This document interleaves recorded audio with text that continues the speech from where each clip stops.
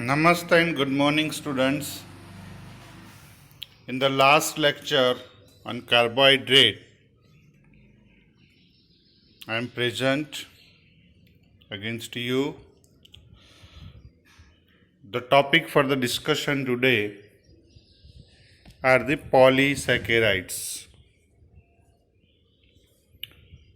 You get introduced with a very good reference book for biochemistry, that is Fundamentals of Biochemistry by J.L. Jain. This reference book is very easy and it is totally prepared from the international book Leininger. Leininger is international reference book for biochemistry and it is difficult to read. The book is of 1,400 pages. So instead of that, this book is good for you for present and future perspectives. Polysaccharides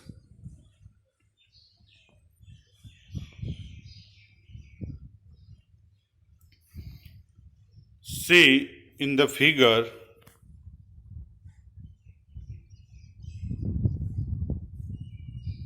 this one is monosaccharide glucose,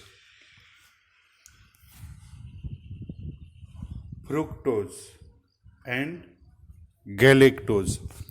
These are the monosaccharides.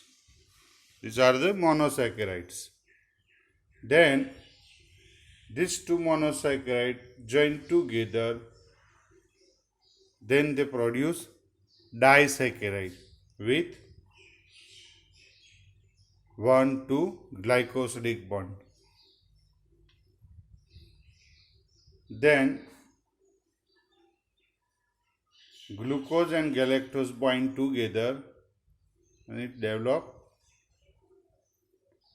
disaccharide lactose. Which bond is here? Beta glycosidic one. Then after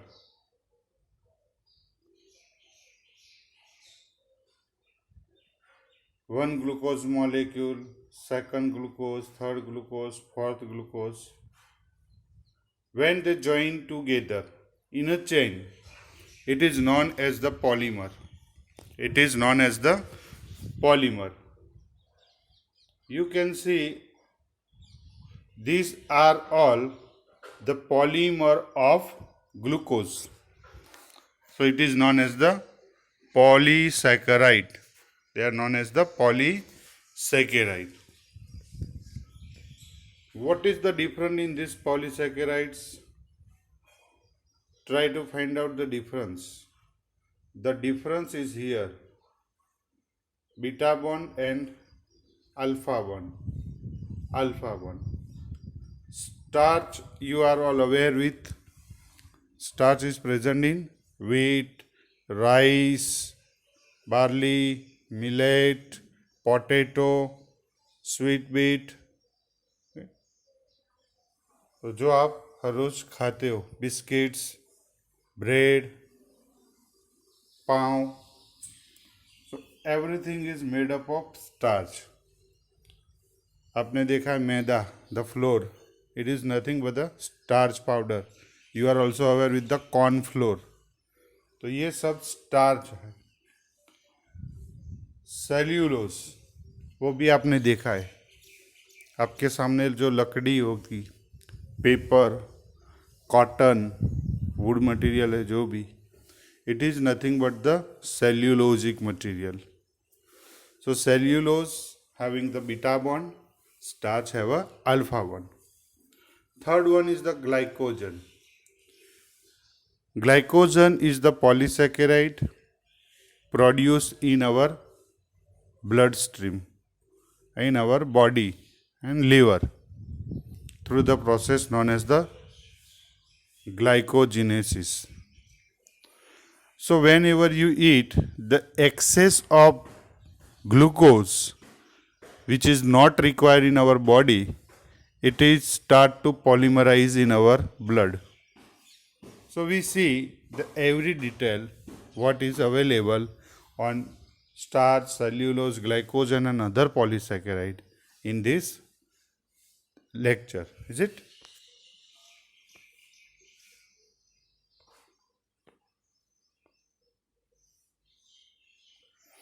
First we classify the polysaccharides.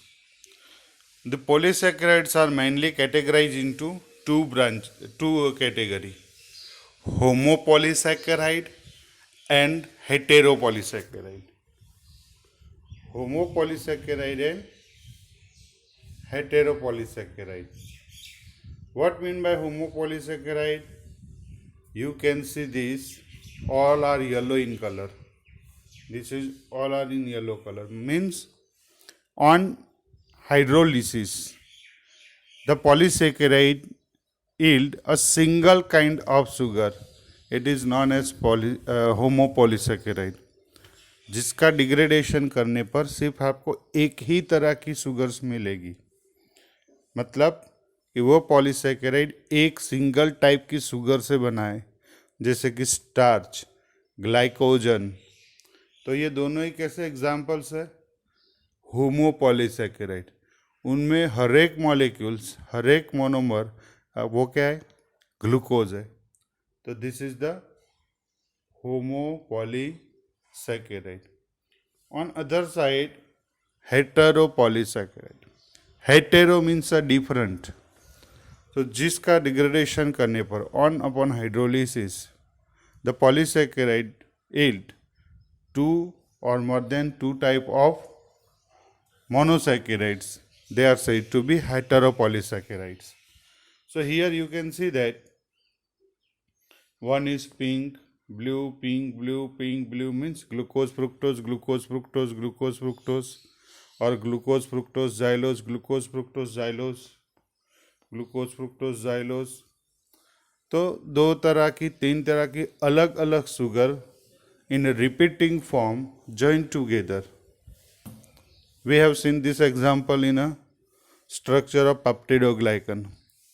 Bacteria की cell wall में peptidoglycan में हमने देखा है कि उसकी cell wall के अंदर दो शुगर रिपीटिंग है, N muramic acid and N glucosamine. N acetyl muramic acid, N acetyl glucosamine. So AMG, AMG, AMG, muramic acid, glucosamine, muramic acid, glucosamine, वो रिपीटिंग शुगर्स है. तो वो किसका एग्जाम्पल है? That is the example of heteropolysaccharides. Then after, each of this type of polysaccharide are further classified into two category. दोनों को फिर से डिवीजन किए गए. जैसे ये लीनियर मॉलिक्यूल्स है, अनब्रांच्ड, और यहाँ पे क्या है? Branched molecule. So this is how all polysaccharides are classified into total four category: homolinear, homo-branched, heterolinear and hetero-branched polymer. Is it?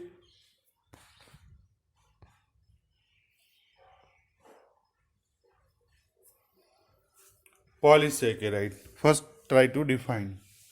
Polysaccharide are higher molecular weight carbohydrates which on hydrolysis yield mainly monosaccharides or products related to monosaccharides.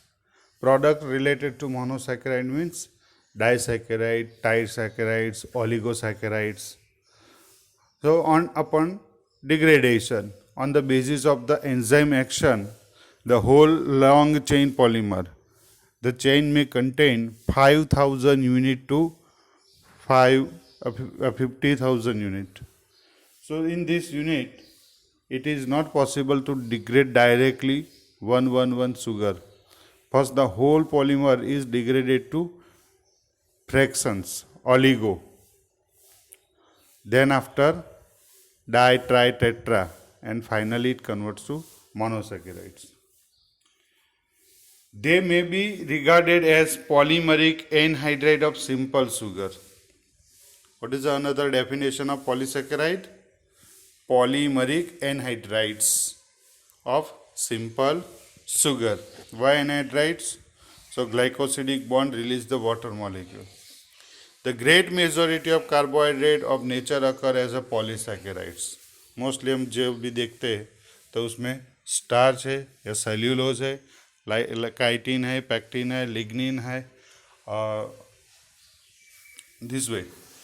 The variety of polysaccharide differ from one another not only in composition of the constituent monosaccharide but also in the molecular weight, in the nature of the chain, whether linear or branched, and in the type of glycosidic bond, whether alpha, beta, and in the type of linkage, alpha or beta 1,2, 1,3, 1,4, 1,6, involved in the respective monosaccharides. So there is a great diversity of polysaccharide exist in the nature in terms of their bond, type of bond, pattern of the bond, their total number of units, repeating units, total length, linearity, branching, etc. etc.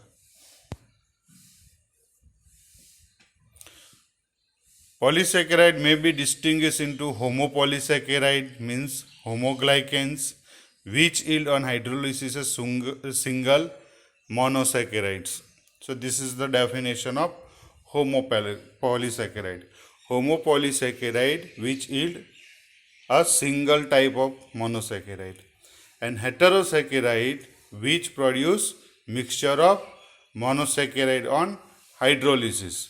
जिसका विघटन किया जाएगा, जिसको तोड़ा जाएगा, वहाँ पे आपको प्योर शुगर मिलेगी, सिंगल टाइप की शुगर, तो वो होमोपॉलीसैकेराइड है और नहीं तो वो हेटेरोपॉलीसैकेराइड है.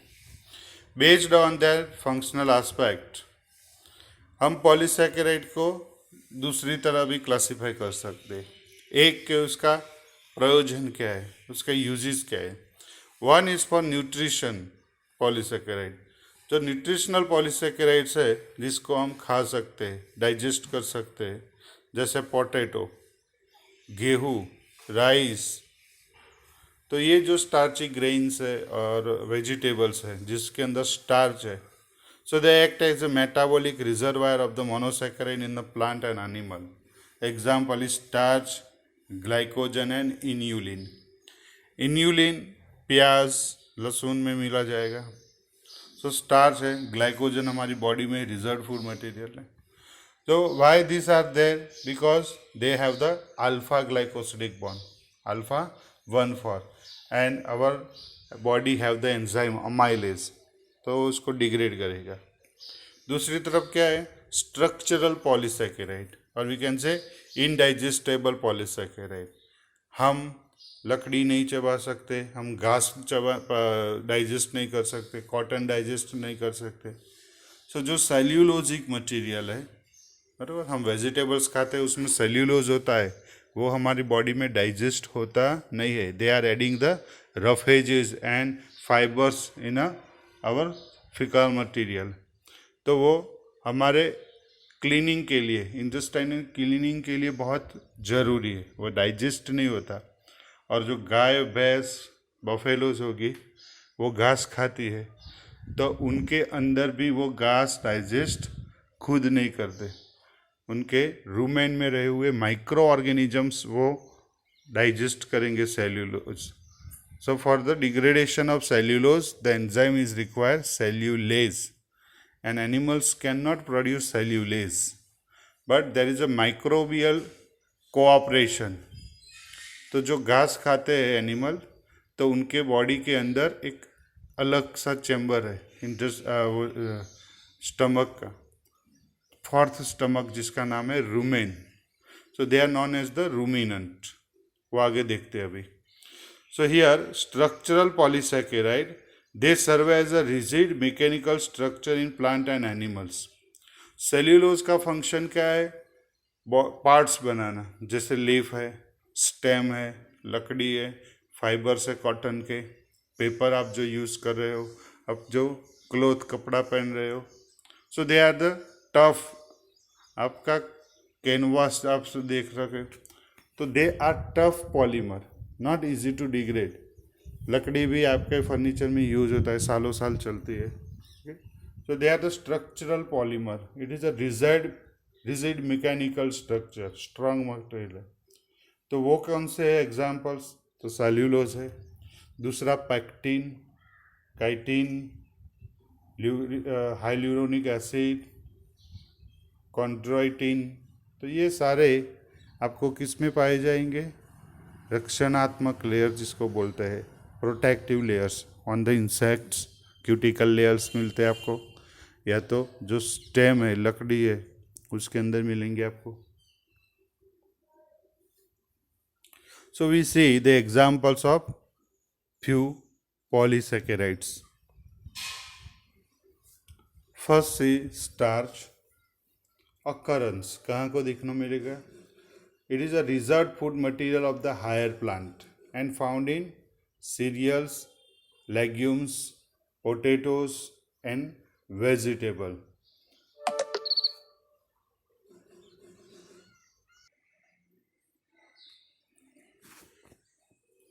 So this starch is found in the cereals, legumes, potatoes and in vegetables. जो हम सब्जी खाते हैं उसमें रहता है। More than half of the carbohydrate ingested by human is the starch. तो हम जितना भी स्टार्च खाते, जितना भी कार्बोहाइड्रेट खाते, उसका आधा तो हम स्टार्च खाते। बिस्किट, रोटी, चपाती, ब्रेड, पोटैटो, वेजिटेबल, तो सब में स्टार्च होता है। Starch is made up of two components. Starch में दो चीज़ें, one is linear polymer and another is branched polymer. The linear polymer of starch is known as the amylose, जो आपको यहाँ पे दिख रहा है। This is the linear chain amylose। तो जो लाइन में होगा, एक ही लाइन में होगा, और दूसरा जो है that is a branched polymer, it is known as the amylopectin. तो आपको ये सही ढंग से उसका वर्ड याद रखना है, एमाइलोज। अगर उसके पीछे एमाइलेज होता है तो वो एंजाइम बन जाएगा। सो एमाइलोज एंड अमाइलेज दो डिफरेंट चीज़ें। What is amylose?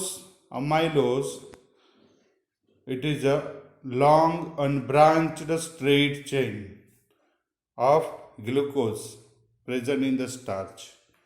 And amylopectin, it is a branched chain polysaccharide. Amylopectin is the branched chain. You can see here there is a branching. Here there is a branching.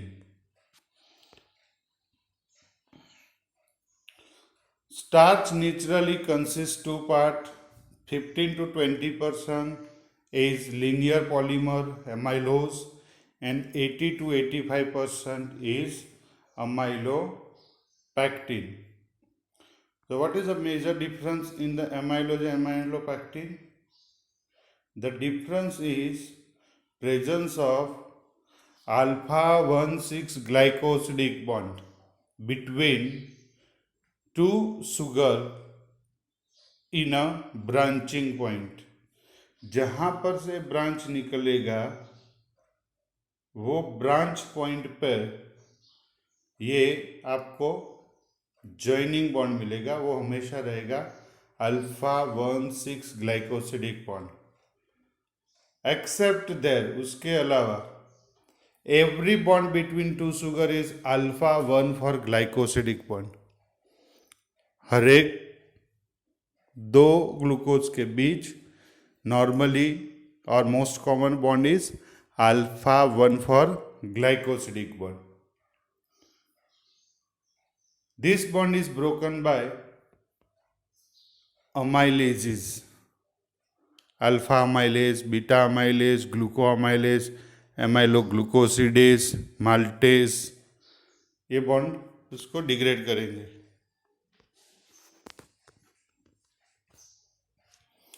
Amylose, a long unbranched straight chain of component.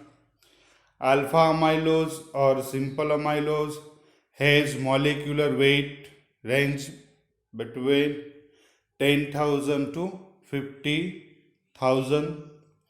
It may be found in the plant cell by elimination of molecular water from glycosidic OH of 1 alpha D glucose molecule and alcoholic OH group of the fourth carbon of the adjacent alpha D molecule. So it is known to us कि भाई bond कैसे बनता है। The bond और the bridge between first carbon of the one sugar and fourth carbon of the next sugar and OH of one and H of another join together and release the water molecule. तो एक पानी का molecule release होगा water molecule और glycosidic bond बनेगा। The linkage is amylose is alpha 1 four glycosidic bond that is found in the maltose. तो maltose, माल्टोट्रायोस, triose, dextrin, dextran और starch सब में एक ही बॉन्ड होगा, alpha 1 four glycosidic bond. Enzymatic hydrolysis of amylose with the amylase, देखो ये दोनों ही word यहाँ पे है, एमाइलोज एंड एंजाइम अमाइलेज। तो अमाइलोज क्या करेगा, उसको अल्फा अमाइलेज बीच में से पीस करेगा, तो वहां से आपको एक प्रोडक्ट मिल सकती है maltose unit. Amylose may be considered as anhydride of alpha D glucose unit. amylase को आप अमाइलोज जो है उसको आप क्या बोल सकते हो, एनहाइड्राइड, यानी पानी निकले हुए ग्लूकोज के पॉलीमर्स।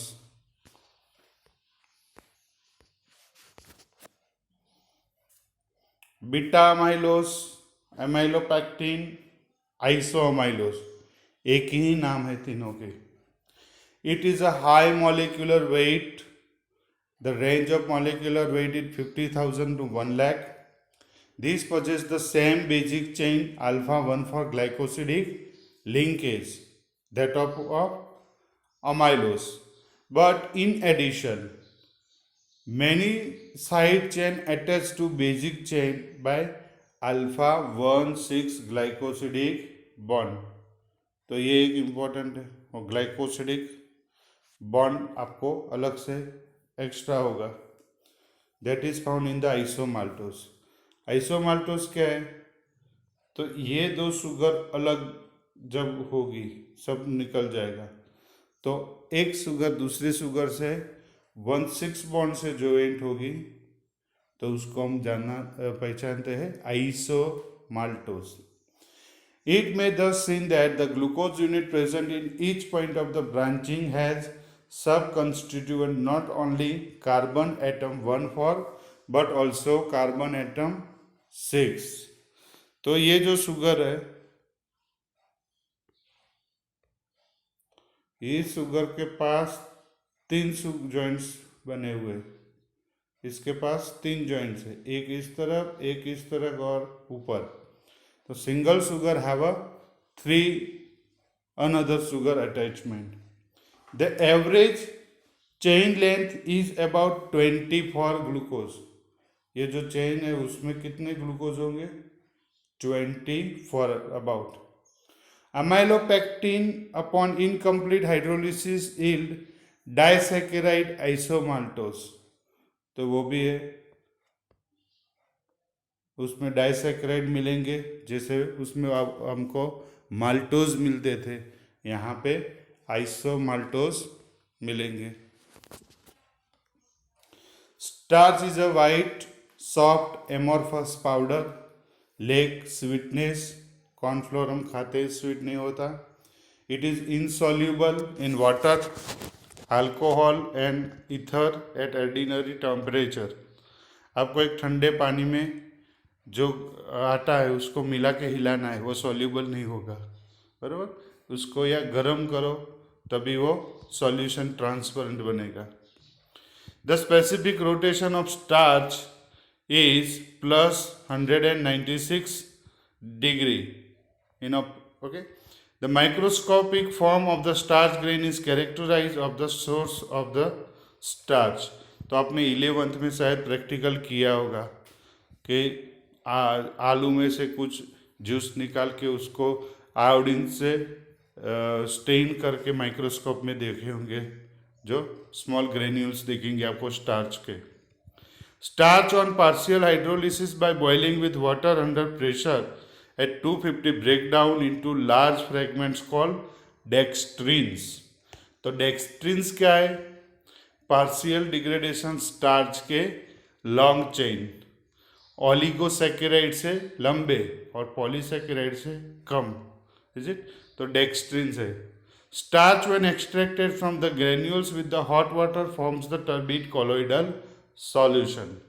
तो आप प्रैक्टिकल में भी यूज करेंगे, स्टार्च का जो सॉल्यूशन बनेगा वो जेल लाइक होगा। In common with other polysaccharide, starch is a non reducing carbohydrate. तो पूरे के पूरे पॉलीसेकेराइड नॉन रिड्यूसिंग है, वो हमने क्लैरिफाई कर लिया आगे। Carbonyl group of all unit except one terminal participate in the glycosidic linkage. तो पॉलीसेकेराइड्स 50,000 में एक के पास फ्री होगा, इसीलिए वो नॉन रिड्यूसिंग ही बना रहेगा।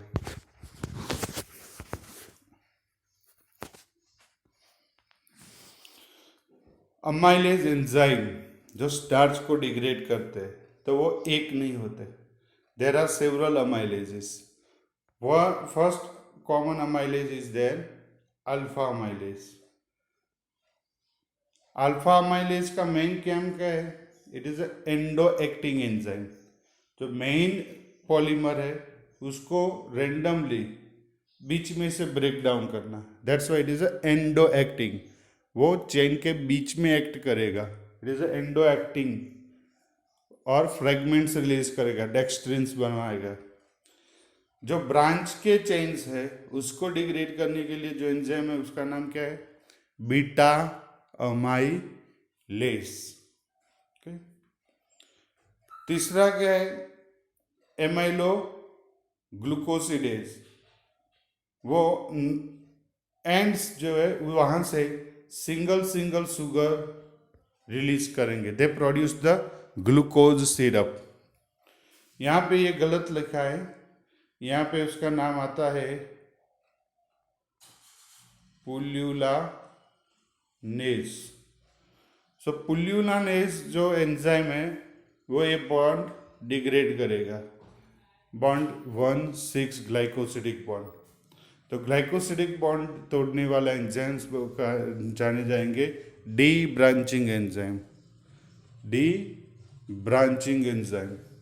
तो डी ब्रांचिंग के लिए एंजाइम है पुल्युलानेज।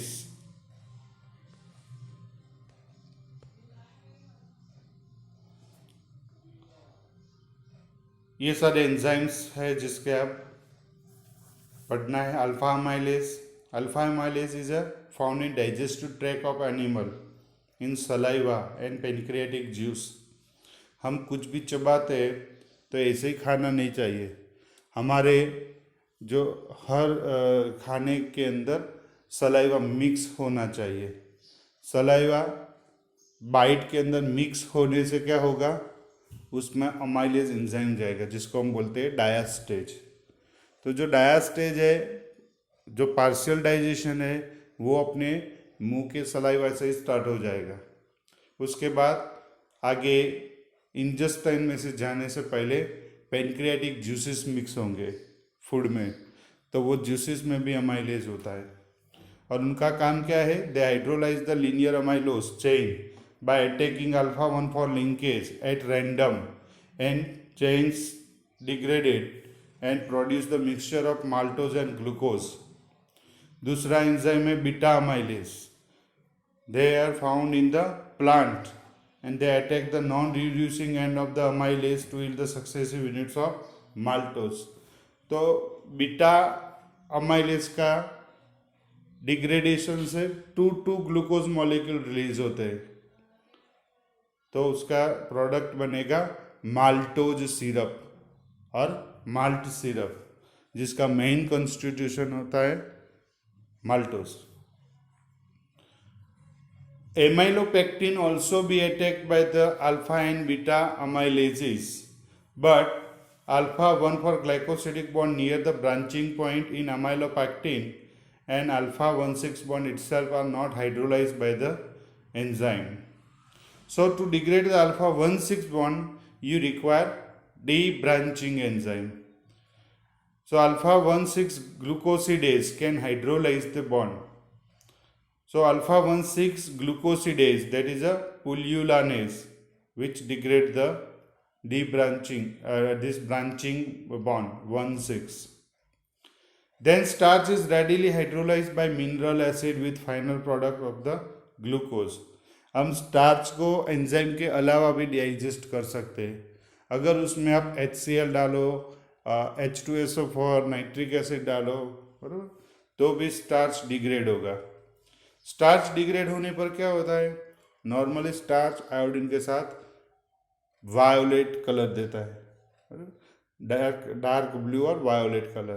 पर जैसे आप उसमें एसिड डालेंगे, वो स्टार्च धीरे धीरे धीरे डिग्रेड होने पर स्टार्ट हो जाएगा और blue colour, purple colour, red colour, yellow colour और कलर गायब होएगा. तो पॉलीसैकेराइड होने पर ही वो कलर आएगा. मोनो और डाइसैकेराइड के साथ आयोडीन कलर नहीं देगा. So starch is readily hydrolyzed and the color is disappeared as it start to hydrolyze by the acid. Acid के साथ डिग्रेडेशन पे स्टार्च का कलर गायब हो जाएगा. दूसरा पॉलीसैकेराइड ग्लाइकोजन. ग्लाइकोजन जिसको हम नाम देते हैं एनिमल स्टार्च, ये हमारी बॉडी में रिजर्व होता है. देखते हैं आगे. It is major reserve food in animal and it is often called animal starch.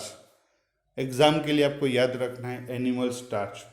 Glycogen is stored in liver and muscles of animals. Glycogen is found in our muscles and in liver.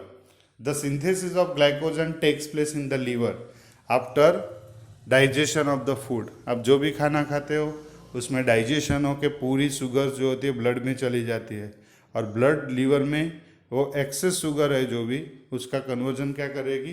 Glycogen. It is known as the glycogenesis.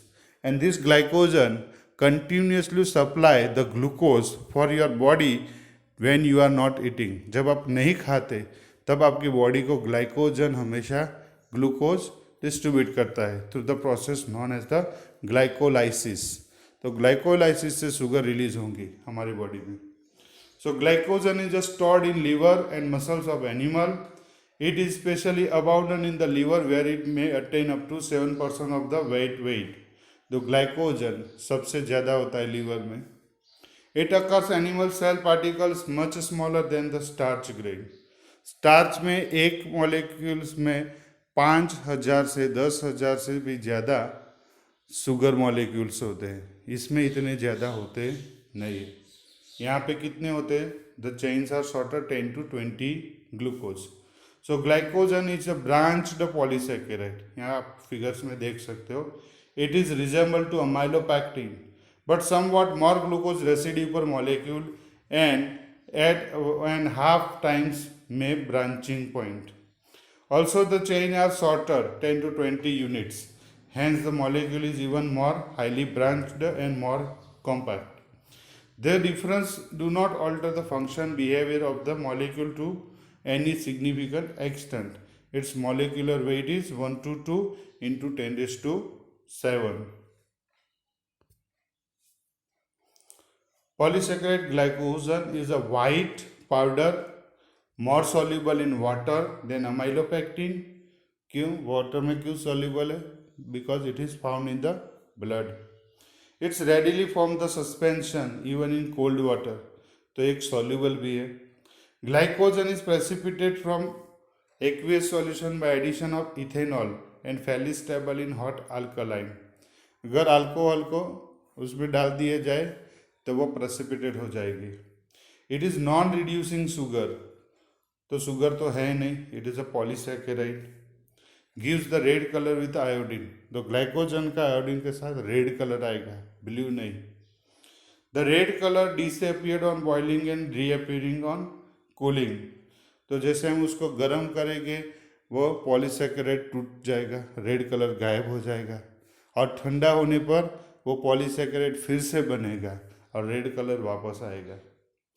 On hydrolysis with alpha 1 four glucan, maltotriose glycogen yields maltose, तो alpha 1 four glucan malto hydrolase, that is the name of enzyme, जो glycogen का degradation करेगा और उसमें से maltose दो sugar molecule release होंगे। The acid complete hydrolyse into glucose, अगर एसिड डालते हैं तो पूरा ग्लूकोज में कन्वर्ट हो जाएगा। Third polysaccharide cellulose. So what is the difference in the cellulose? Starch और सेल्यूलोज में जो एक ही डिफरेंस हमको दिखाई देता है वो बॉन्ड का है, अल्फा और बीटा। अल्फा और बीटा होने पर एक है रेडिली डाइजेस्टेबल और दूसरा है वो सालों साल चलता है। अपने घर में जो फर्नीचर है, हम जो कपड़े पहनते हैं वो सेल्यूलोज से बने, कॉटन से बने, तो वो डाइजेस्ट नहीं होता हमारी बॉडी में। उसको डाइजेशन के लिए सेल्यूलेज एंजाइम चाहिए, and cellulase is produced by many fungi in the soil.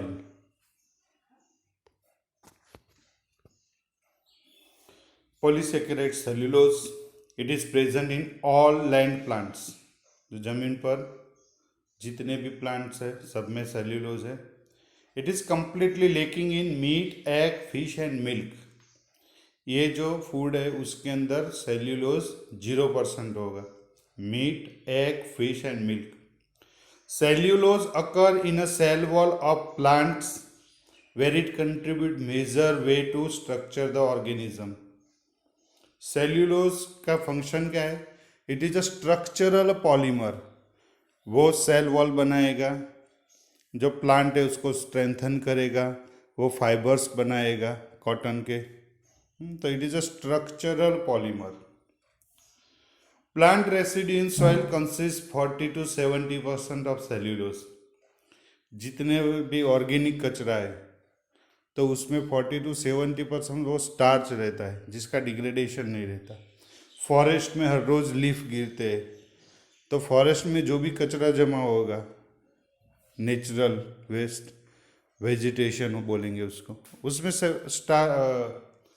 Cellulose ही रहेगा। The high cellulose content emphasise the importance of cellulolytic organism in the mineralisation process in carbon cycle. तो जितने भी organic कचरा है, जो debris है, उसको डिग्रेडेशन करने के लिए ऑर्गेनिज्म चाहिए, तो वहाँ पे किसका इम्पोर्टेंस है? माइक्रो ऑर्गेनिजम्स का।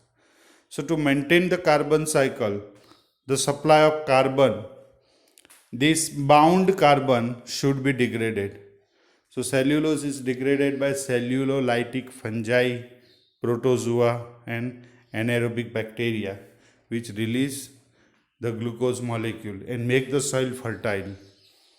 तो यही प्रोसेस कहाँ पे होती है? मैन्योर राइपनिंग में, जब हम खेत में से जो कचरा इकट्ठा करते हैं और खाद बनाते हैं, ऑर्गेनिक खाद, तो उसमें ये प्रोसेस सबसे ज़्यादा होती है। It occurs nearly in pure form in cotton 94%। तो आपको पता है जो कॉटन है, कॉटन का फाइबर्स है, उसमें 94% प्योर सेल्यूलोज है। आपके जो कपड़े हैं उसके अंदर जो फाइबर्स है कॉटन के, उसमें 94% है। फ्लैक्स तो आपको यहाँ पे दिखाई देते हैं, जिसके हम थ्रेड यूज़ करते हैं, तो that is 90% is cotton. Would having 60% cotton, लकड़ी में भी रहता है this cellulose. The molecular weight of cellulose is range between 2 lakh to 20 lakh, thus corresponding to 1250 to 12,500 glucose residue per molecule. तो 1250 से लेके 12,500 तक ग्लूकोज मॉलिक्यूल की ये चेन रहेगी। It may be found by beta 1 four glycosidic bond. तो आपको ये बॉन्ड हमेशा याद रखना है, beta 1 four glycosidic bond. It is a fibrous, उसका नेचर क्या होगा, fibrous, tough, white, solid, insoluble in water. तो आप कॉटन ले लीजिए या कागज ले लीजिए, वाइट पेपर। तो एक फाइब्रस रहेगा, टफ रहेगा, वाइट सॉलिड रहेगा, इनसॉल्युबल इन वाटर रहेगा, but soluble in ammoniacal cupric hydroxide solution, जिसको हम बोलेंगे Schweitzer's reagents. It gives no colour with iodine, iodine के साथ कलर नहीं होगा। एंड लेक स्वीटनेस, वो स्वाद भी नहीं होगा उसका कोई। Insoluble in water, cellulose absorb water and add a bulk to the fecal material. तो हमारे इंटेस्टाइन के अंदर जो फिकल मटेरियल है उसको वॉल्यूम देने के लिए हमको वेजिटेबल्स खाने चाहिए। Vegetables having the fibres and the fibres are of cellulose, तो वो वाटर एब्जॉर्ब करेंगे और हमारे जो इंटेस्टाइन है उनकी क्लीनिंग में इम्पोर्टेंस रोल है। तो जो लोग फाइबर्स नहीं खाते, वेजिटेबल्स नहीं खाते, only they eat the this maida, जो मैदा ही खाते हैं, तो वो मैदा इंटेस्टाइन के अंदर सड़ता है and that cause the peptic ulcer और कॉलिक अल्सर्स करेंगे। तो उसके वजह से ये जो लोग वेस्टर्न फूड, जंक फूड खाते हैं, इसमें ये प्रॉब्लम रहता है। So to avoid this thing one should have eat maximum vegetables, cellulosic vegetables. So cellulose vegetable से हमारे इंटेस्टाइन की हेल्थ बनी रहेगी और क्लीनिंग भी अच्छे से होगा। Ruminants, the organism which have the rumen. हमारे अंदर एक ही स्टमक है, पर जो घास खाते हैं ग्रेजिंग एनिमल्स, वो 4 स्टमक होते हैं। कौन से 4? One is rumen, second is reticulum, third one is omasum and fourth one is abomasum. तो उनमें रूमेन जो है सबसे लास्ट में, सॉरी फर्स्ट है ना यहाँ पे ये। तो रूमेन का क्या काम है? They ate the micro organism. Rumen micro organism को ईट करेगा। रूमेन में माइक्रो ऑर्गेनिजम्स होंगे, वो कौन से होते हैं? They are anaerobic, cellulolytic fungi, protozoa, methanogens. तो ये माइक्रो ऑर्गेनिज्म स्टार्च को डिग्रेड करने में जो एंजाइम्स चाहिए वो रिलीज करेंगे। मतलब जो भी लकड़ी खाते हैं, जैसे नीचे इंसेक्ट है, दीमक, उधई जिसको बोलते हैं दीमक। So this termite eat the wood material. वो लकड़ी खा तो लेती है पर डाइजेस्ट नहीं कर पाती। डाइजेशन के लिए उसके अंदर एनारोबिक माइक्रोफ्लोरा होता है। This microflora release the enzyme cellulase and cellulase degrade the material. तो ये एक म्यूचुअलिस्टिक रिलेशनशिप है, ये एक म्यूचुअलिस्टिक रिलेशनशिप है। The same characters have made so useful as fiber for the paper and the cloth. In man, cellulose is not digested. However, the ruminants के examples क्या है? Cattle, sheep, goat, camel, giraffe, and wood-eating insects such as termites, दीमक, उदय जिसको बोलते हैं, are digestible to digest because the microorganism present in digestive tract they do possess such digestive enzyme। तो microbial digestion वहाँ पे होगा, वो माइक्रो ऑर्गेनिज्म इसको डिग्रेड करेंगे।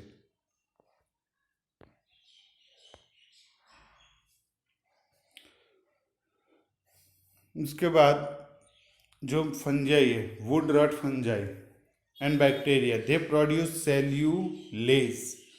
Would, cotton, paper and cardboard are largely composed of cellulose, तो cellulose के बने हुए जब हम पेपर यूज़ करते हैं 95% से लेकर 99% तक वाइट पेपर है वो सेल्यूलोज है।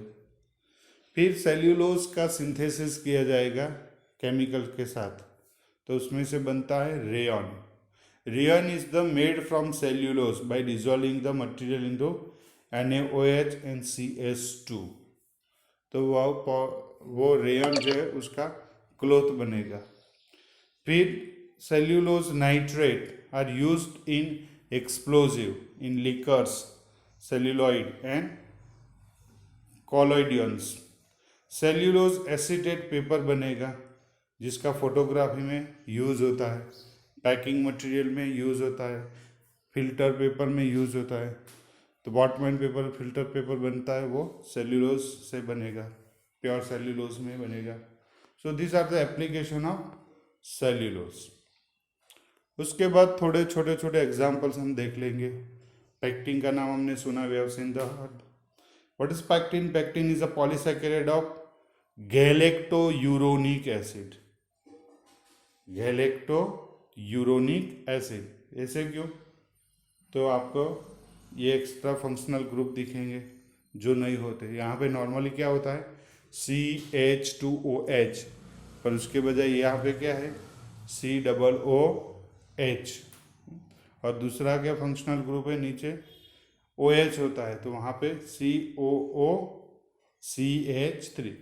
तो ये जो शुगर है वो नॉर्मली C6H12O6 को फॉलो नहीं करेगी, तब भी ये शुगर ही है। So alpha D galacturonic acid free carboxyl group is bind with the another one and it is esterified. तो ये जो ग्रुप है RCOO, तो उसको एस्टर ग्रुप बोलेंगे हम, और मिथाइल अल्कोहल के साथ बाइंड हो जाएंगी। यहाँ उसमें कैल्शियम और मैग्नीशियम भी ज्वाइंट हो जाएंगे। तो पेक्टिन का स्ट्रक्चर है। पेक्टिन के इंपॉर्टेंस क्या है? So pectin is found in the fruits and leaves and many plants. जैसे हाई पेक्टिन फ्रूट एप्पल है, आपको पता है एप्पल लेने पर आपको शाइनिंग मिलेगी। तो एप्पल के फ्रूट पे जो शाइनिंग है ये किसकी वजह से है? पेक्टिन की वजह से। आप उसको नाखून से निकाल सकते हो। सो एप्पल है, citrus, currants, crab apple, cranberries, कैरम्स, गूसबेरीज या आंवला, ग्रेप्स। तो ये सारी चीज़ों में पेक्टिन का जो उसके छिलका होता है उसमें ज़्यादा प्रमाण होता है। लो पेक्टिन है, बराबर, पियर्स, पाइनएप्पल, उसमें भी रहते हैं। तो पेक्टिन का यूज़ क्या होता है हम आगे देखेंगे। Pectins are found is intracellular substance in the tissue of young plant and abundantly in ripening foods such as guava, apple and pears. They are component of middle lamella found between the cell wall and adjacent. तो जो भी strengthen बनी जाती है, जैसे आपने 12th में पढ़ा होगा cross section of the stem, किसी वनस्पति का आपने क्रॉस सेक्शन लिया, उसमें स्टडी किया होगा, फिर फाइलम, जैलम, अन्ननली, खोराकी नली, वो ऊपर नीचे जाती है। उसके बाहर जो कॉर्टेक्स होता है मध्यक, तो कॉर्टेक्स में दो जो सेल है उसके बीच में एक सीमेंटिंग मटेरियल होता है जो उसको मजबूती देता है, तो वो पेक्टिन हो सकता है। वो पेक्टिन का स्थूलन हमने आपने पढ़ा है। So deposition of pectin give the flexibility to the stem, वो हिलेगा टूटेगा नहीं। So that stability is given by the pectin. Biological property, importance of pectin on the functional part, they play important role in stability and solidity. तो जो नया छोड़ है बहुत नाजुक है, फिर भी उसमें जो फ्लेक्सिबिलिटी वो ज़्यादा होती है, तो वो काम पेक्टिन करेगा। The characteristic property of pectin is the ability of their solution to gyrate to form the jellies. Pectin को आप पानी में हॉट वाटर में डाल दीजिए और उसको मिक्स करेंगे हॉट वाटर में, तो वो जेल बनेगा। तो पेक्टिन का यूज़ किस में होता है? जेल फॉर्मेशन में, जो जेलीज होती है, जाम्स होते हैं.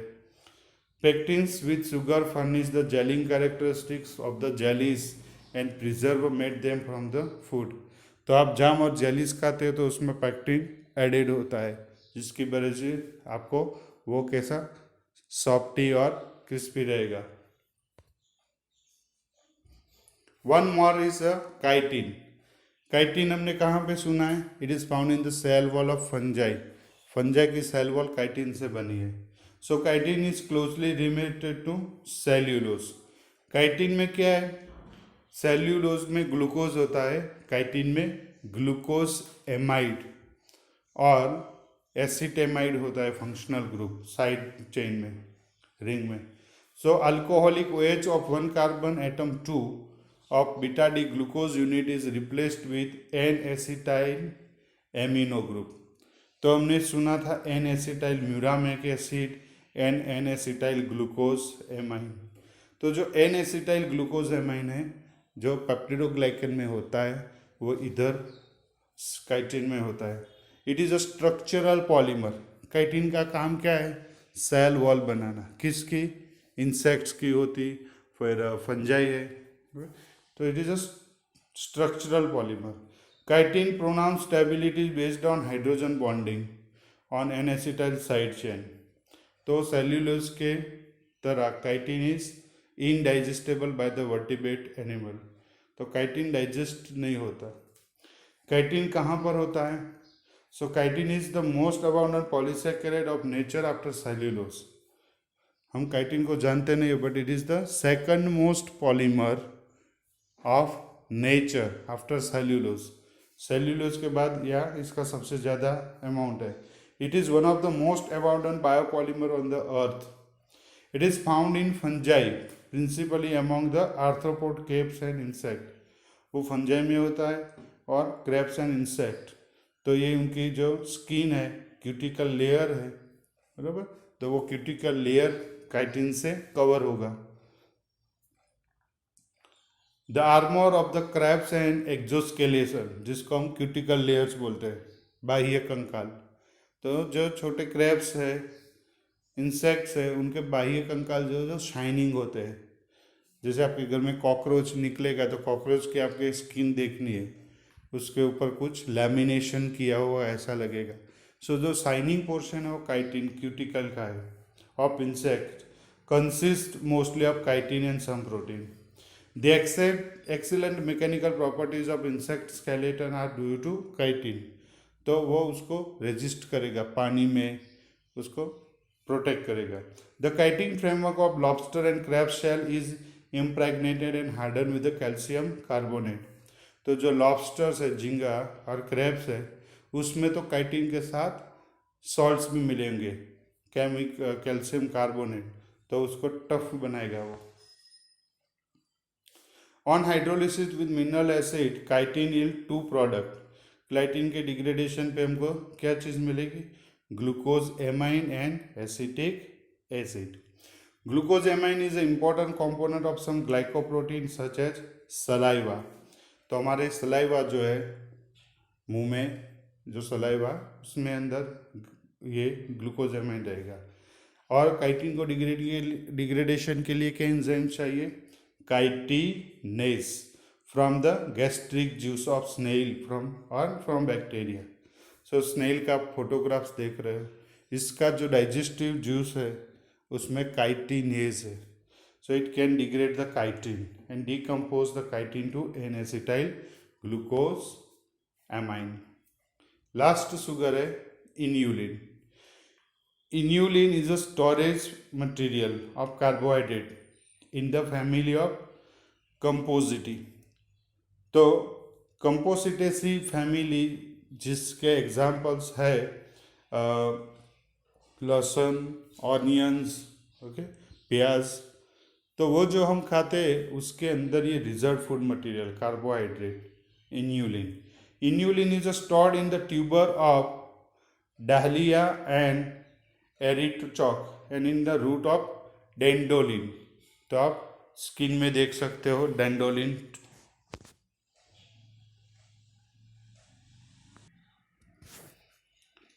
Inulin has a molecular weight about 5000, consists 30 to 35 fructose unit.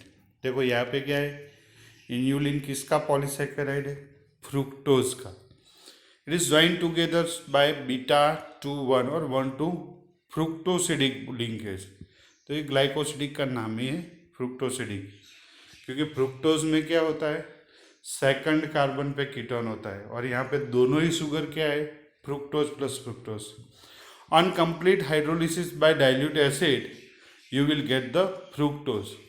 तो यहाँ पे आपको फ्रुक्टोज का डाइसैकेराइड्स मिलेगा. Inulin powder, probiotic pure powder.